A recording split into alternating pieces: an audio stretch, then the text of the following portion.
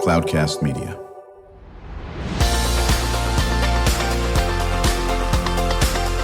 Drew Schlosberg Spotlight on the Community Show, amplifying the voices of social impact organizations, entrepreneurs, local nonprofits, and other community champions who shape the culture, creativity, and connectivity of San Diego. Brought to you by Mission Fed Credit Union, bringing good things to San Diego for over 60 years. Learn more about what is good for you and good for all by visiting www.missionfed.com. I'm Drew Schlosberg of Cloudcast Media, and we are thrilled to have a return appearance from our friends from the Crossroads Foundation. Lindsey Purdie is the executive director. How you doing, Lindsey? Doing good, Drew. How you doing? I'm doing fine, joined by Kaiya Walker, an alumna. I had to look up and make sure that's the female spelling of alumnus of the Crossroads Foundation. How you doing, Kaiya? I'm doing good. Thanks for coming in the studio. I appreciate it. Joined by my co-host, Sophia Lee. She is a student filmmaker, and I got to tell you, she's been killing it as a co-host on our Spotlight show. It's her first time doing this. It won't be the last time doing it, if she'll have us back. And at an offer, she's also going to be doing her own podcast with a colleague of hers somewhere down the road as well. But Sophia has a question for you, Lindsey, right out of the bat. Mm-hmm. What is the mission of the Crossroads Foundation? Well, thank you for asking that, Sophia. The mission of the Crossroads Foundation is to, we help women who are suffering from addiction. We bring them in. We treat them with love, kindness, and respect. And we help them gain the tools to, in recovery. And we help them to get back into society and be productive members of society. We get them to outpatient, we get them to sober living, we get them back in touch with their family, their children, and, establishing a very firm base in recovery. And, hopefully they grow, they prosper, and we get to see them like Kaiya. She's a perfect example of that. So that is not the mission word for word, but that is my version. That's very, very well stated on that.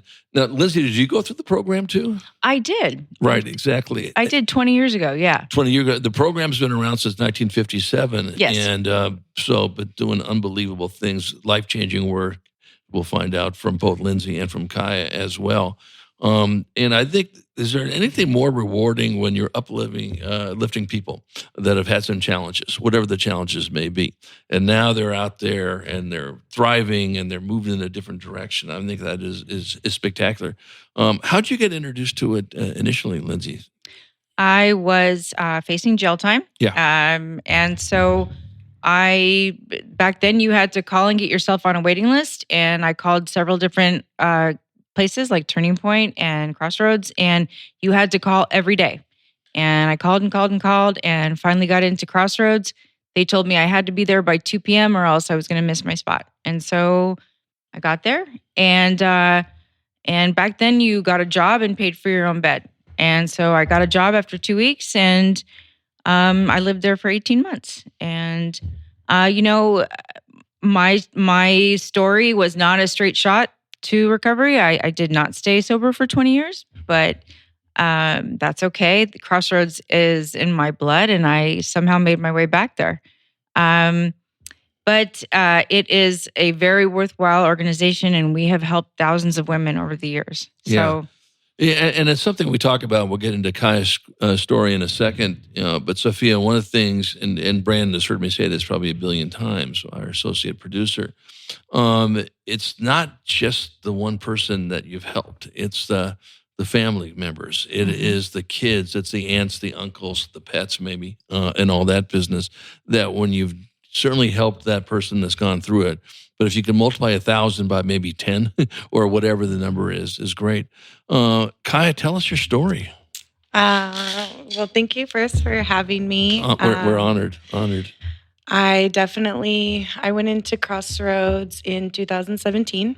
I had a DUI, and I injured somebody in a DUI accident, and I went to jail, and I was looking at some serious jail time, like 3 to 7 years in prison. And so I did 6 months in jail, and then I was released to Crossroads. And so I came out of Las Colinas, and I had no idea, like, really how to live life on life's terms, and I went to Crossroads, and I remember just being so excited, and also scared and full of fear. And I was like I was 30 years old, and I came in there with nothing. I lost everything, and I had to start over. And Crossroads gave me like the tools to build my life. They taught me like simple things like how to show up, how to be on time, how to make my bed, and how to interact with, people, on like how to be an adult. Right. And, I thought I knew everything, but that place really leveled my pride and gave me a start for life, and I built some amazing friendships in that place. So was a requisite of after, so your sentence could have been a lot longer, obviously. Mhm. And so you served 6 months. And then did they come to you and say, hey, if you're willing to go through the Crossroads Foundation, we can get you out earlier? Is that what happened?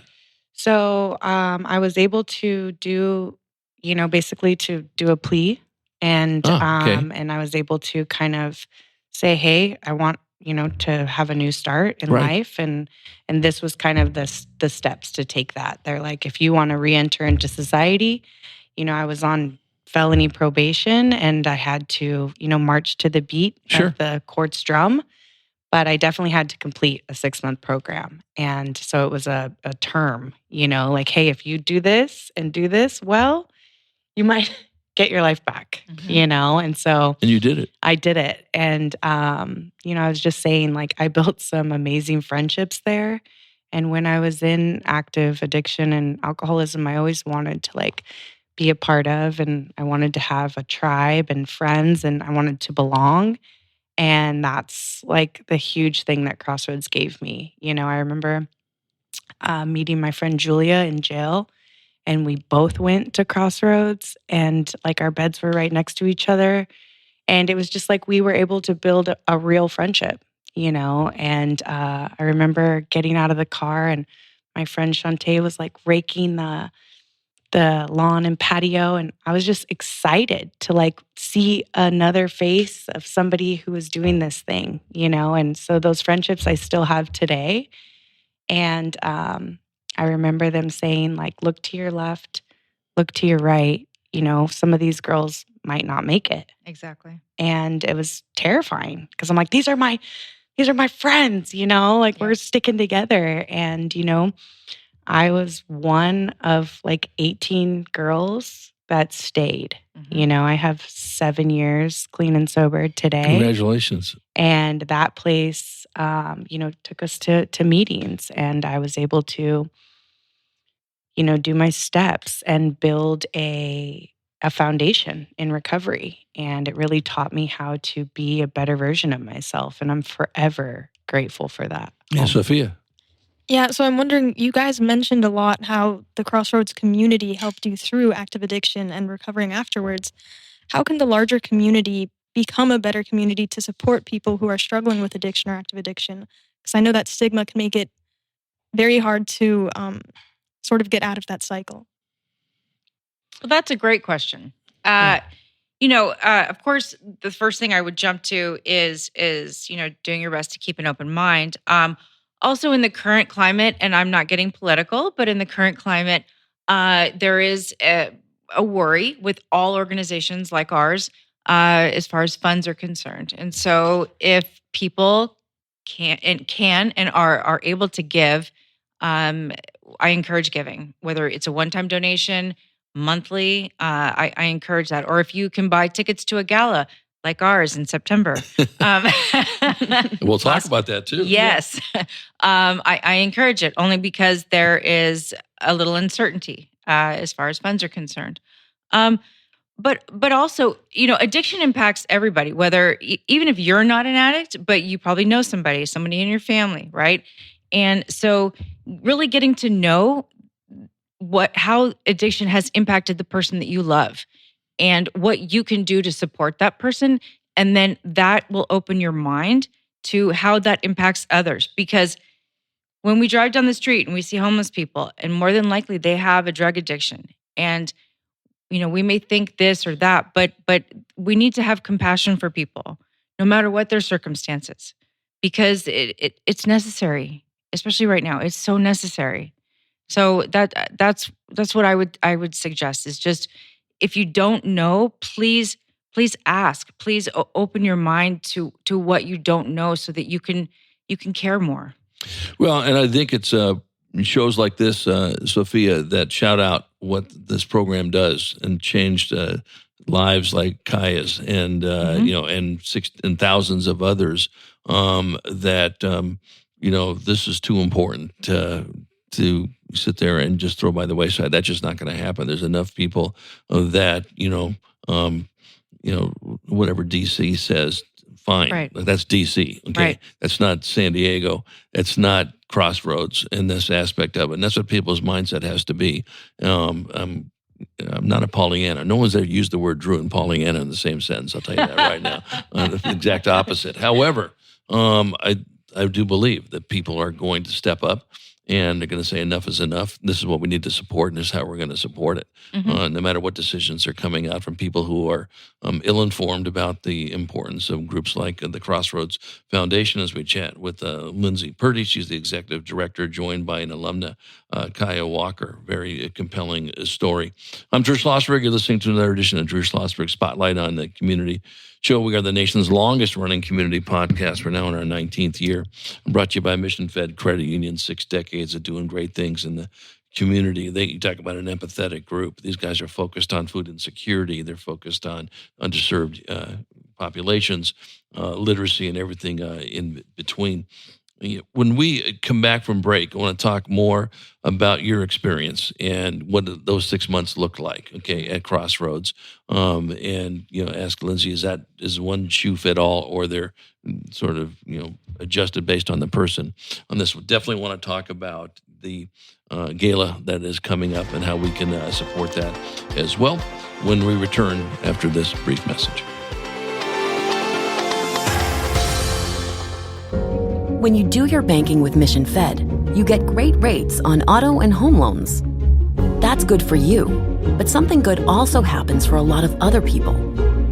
We're not for profit, so we put money back into the community to help lots of great nonprofits to keep San Diego strong. So you're not just getting something good, you're doing something good.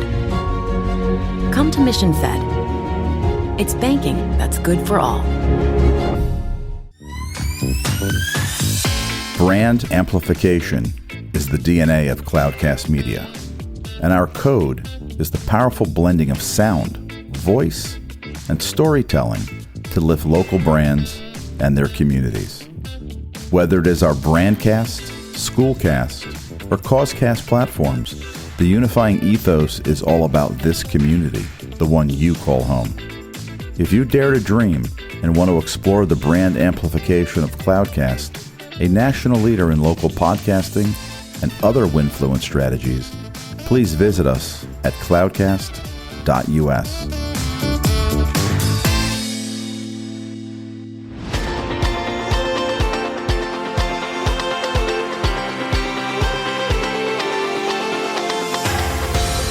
I'm Drew Schlosberg of Cloudcast Media, listening to another edition of Drew Schlosberg Spotlight on the Community Show, brought to you by Mission Fed Credit Union, 6 decades of doing great things in San Diego. We are so thrilled to have a return appearance by the Crossroads Foundation. Lindsey Purdie, the executive director, is joined by Kaiya Walker, an alumna. I'm thrilled to have sitting next to me my co-host, Sophia Lee. She's a student filmmaker doing a great job on this edition of our Spotlight show. So, Kaiya, you were talking about the 6 months that you did, okay?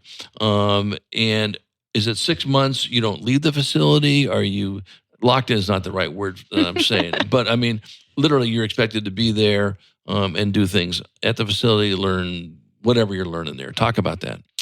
So at first, it does feel like, you're locked in, Right. Right. But really it's to kind of save you from yourself, Right. So there's a 10-day blackout. What does that mean? So like no phones, no visits, Gotcha. no leaving, but that was like a great start, to like get adjusted to the house and the routine. And I remember the first day that I got there, we were carving pumpkins and like just doing things again that like I forgot how cool it was just to like live life without a drink or a drug, We were able to like see our families, visit that day, and it just really like having a clear mind for the first time in a long time, because I was in active alcoholism and addiction for 15, 20 years, Right. So to come in there and to, carve pumpkins and to have breakfast sitting at a table, like I came from a family of alcoholics and addicts. And so my mom had actually went through the program years prior, and she had said that she got voted off the island, that it was like a game of Survivor, and there's 20 women in there. And, and so for me to go in there, like I had to change my perception Right. of the place. And it felt like when you walk in, it felt like home, for a first time in a long time. And I was able to get up and make my bed and get downstairs and be on time. And we'd all eat breakfast together, and then we'd walk around Balboa Park. And I remember thinking that we're walking around Balboa Park at 7:30 in the morning, and it was called like a spiritual walk. And I was like, this walk would be a lot more spiritual at 9:30. That was just, because I like to sleep. And I remember one of my best friends, Shantae, saying, I'm just so grateful we have legs. And I'm like, ugh, but it really changed my perception. We were able to go to meetings, we did dances, and we went to plays at the Old Globe Theater, and we did beach days and just like things. And it felt like this family that I had been craving for a really long time. And, that fellowship that I got there is really what made me want to stay in recovery. For the first time in a long time, I saw that my life wasn't over without a drink or a drug, and that my life had really just begun. Well, listen, and you got a lot more years to go in contributing to this great society that we are here, based on what you've gone through. What are you doing right now? So right now, I'm a mom. I have 2 kids. I have a 3-year-old and I have a 6-month-old daughter. Oh my goodness! And so I got to Congratulations. Thank you. So I got to break that cycle of alcoholism and addiction in my family. I get to be a sober mom today. Yeah. I also do sales for solar. So I knock on people's doors and I get to help people.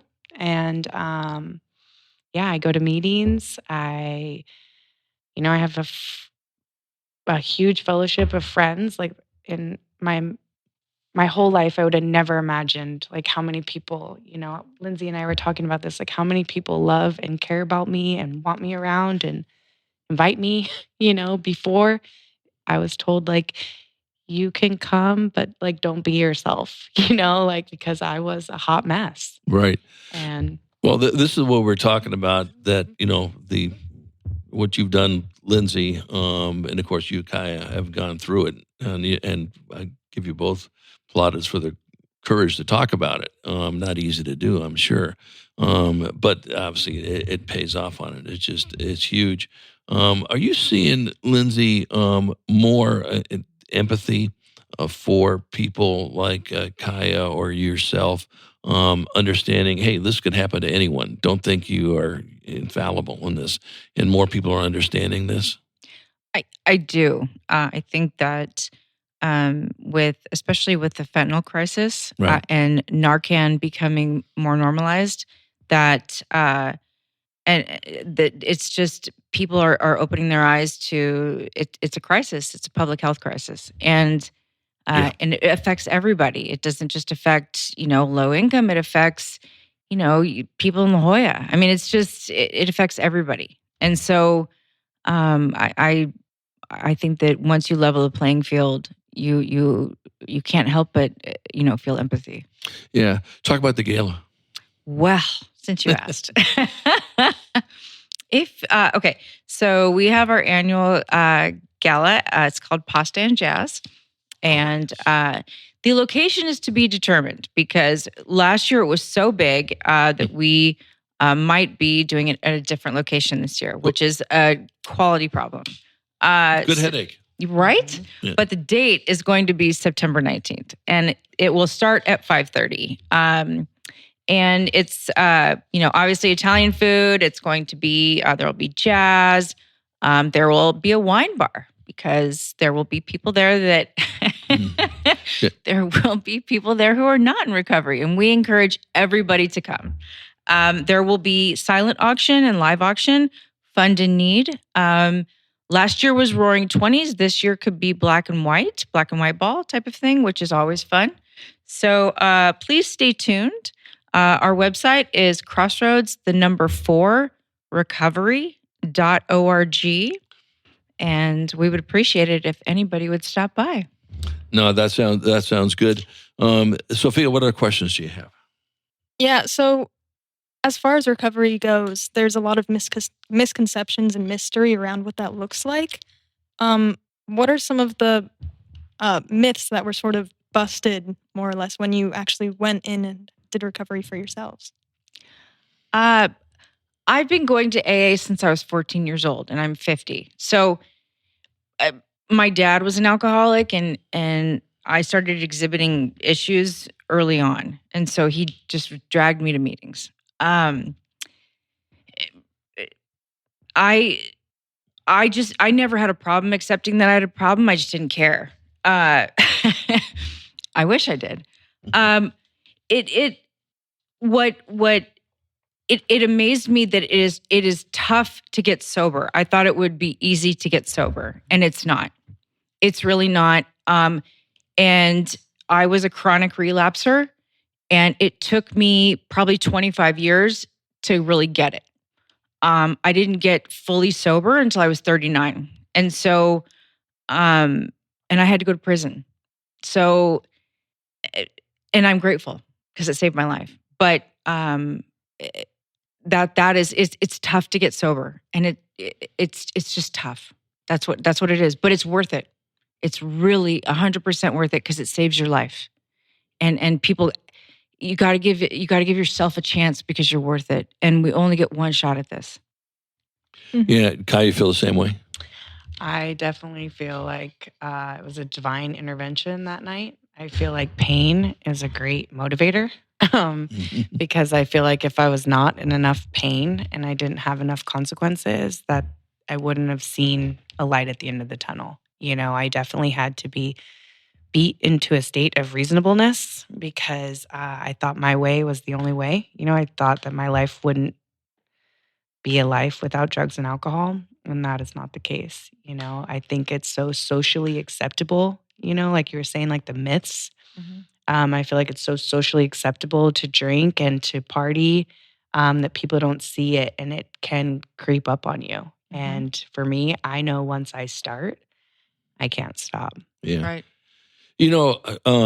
Anybody who knows somebody that has been addicted and just absolutely, can't get out of it, knows the damage they do to the family, whether it's the parents, whether it's a brother, whether it's a sister, an aunt, or an uncle.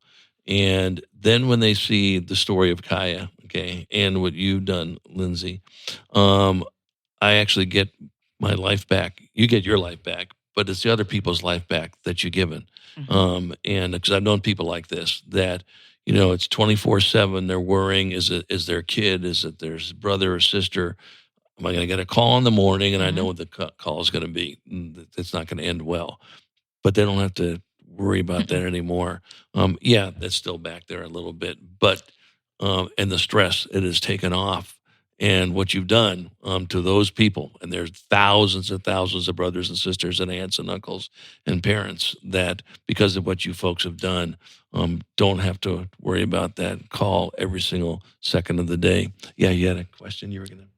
Yeah, so I know that for kids my age and for people in general, sometimes you just focus on surviving in the present moment. So doing whatever you can to just feel better right then, right now. And all of these goals like recovery or getting help for yourself or starting a difficult conversation, those are all things that are very much into the future, when right now you could just solve it by, sort of succumbing to your desires or what you think you need right now. So how do you get people to start thinking about their futures and understanding that it's worth maybe being in a little bit of pain this moment right now? How do you shift it towards the future?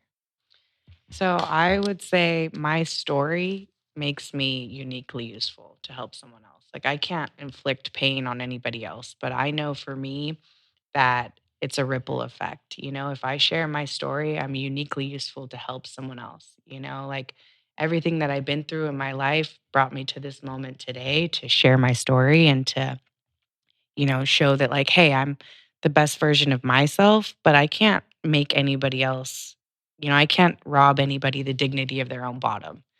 Some people have to go through what they go through to make it to a place like Crossroads, but that's the thing is like, not everybody gets this gift, like to make it to a place like Crossroads, it's a gift in my life. And I wouldn't change that for the world. Like that place really saved my life. Mm-hmm. And I'm forever grateful. Anytime I'm asked to show up for a place like that, for Crossroads, like I stand up, and so kids nowadays that are going through what they're going through, I hope that they, that they can see that there's light at the end of the tunnel, that we all get a chance to kind of start over sometimes. I don't know if that answered your question. Yeah, I think so. But follow up. So what would you say to kids who are maybe struggling with active addiction right now, who don't see a way to end their cycle? They feel like they need to keep compulsing in these behaviors. How do you get them to sort of stop that and start building towards a future for themselves? There's no light at the end of the tunnel in active addiction. There's no light at the end of the tunnel. You will continue every day to chase the same feeling, and you will never feel the way you did when you first used that drug or drink, ever. And you will just continue to chase that. And your life will just slowly unravel. Your finances will slowly unravel. Your friends and family will want nothing to do with you. And that's the way it is. There isn't anyone that's immune to that. It's like food, okay? So you can be compulsive with food. You start eating one cookie, right? And then all of a sudden you're ordering DoorDash 3 times a day and you're just ordering desserts and you've gained 100 pounds. And you look in the mirror and you're like, how did this happen? It's the same thing. It's an addiction. My heart breaks for anybody that's in active addiction, but the story is the same. There is no good ending to it. And I don't know... I don't know, the only way is to share a story. And I know I know kids, because I was a kid, oh, that won't happen to me. I got this figured out. but nothing changes. It's always the same. And I don't know any successful drug addicts or alcoholics. I just don't, So, yeah, I'd be happy to talk to anybody if they are. So that's well, listen, I think what you said and what you and Kaiya are doing, we can't shout out enough. We can't promote enough. We can't talk about it enough. And it's not one of these things. We have all these things. This is National Drug Prevention Month. Well, the drug addiction doesn't know 1 month. It doesn't know, Christmas. It knows 365 days of addiction, for God's sake, or 366 if you're in a leap year. And so forth. That's why we love shouting these things out on Cloudcast Media and the Spotlight Show, whether it comes from, giving money for food insecurity. Well, yeah, we tend to do this between Thanksgiving and the first of the year, but people are hungry on March 15th, and same deal with addiction. They're going to be addicted on July 18th or whatever. Can't talk about it enough, can't do it enough. So shout out the Gala one more time. Pasta and Jazz. It'll be September 19th, location to be determined, but I anticipate I will be back here again. You will. So I can talk about that location, and I promise that I will. And you will be back again, as Yes. as you well know. What can our listeners do to support your effort besides going to the gala? What else can we do? It'd be great if they'd go to the website, crossroads4recovery.org. We'd appreciate visitors. We appreciate anybody looking into what it takes to support anybody in active addiction. There are other organizations like ours in San Diego that need financial support, that need volunteers. So anything that you can do, if you can donate time, if you can, donate clothing, if you can donate whatever you can do, or if you can donate to other organizations that support ours, we appreciate that. So I just appreciate you giving us space to come on today. We're going to continue to do that. Lindsey, you and Kaiya are treasures, and you're very important for our society. We love having you on the show. We're going to have you back on as you talk about the gala coming up on September the 17th. More than welcome to have Kaiya come back on, or have another alumna come back on, or two alumnas come back on. You really can't do this. So thank you so much for coming on. Thanks, you Drew. guys so much. Absolutely. We appreciate you. My pleasure. You've been listening to another edition of Drew Schlosberg Spotlight on the Community Show, the nation's longest-running community podcast, now in our 19th year, brought to you by Mission Fed Credit Union. Sophia Lee, you were spectacular as my co-host. I hope you'll come back and do that again. And for our listeners, we hope you enjoyed the interview. You've been listening to an episode of Drew Schlosberg Spotlight on the Community Show, amplifying the voices of social impact organizations, entrepreneurs, local nonprofits, and other community champions who shape the culture, creativity, and connectivity of San Diego community. Brought to you by Mission Fed Credit Union, bringing good things to San Diego for over 60 years. Learn more about what is good for you and good for all by visiting www.missionfed.com.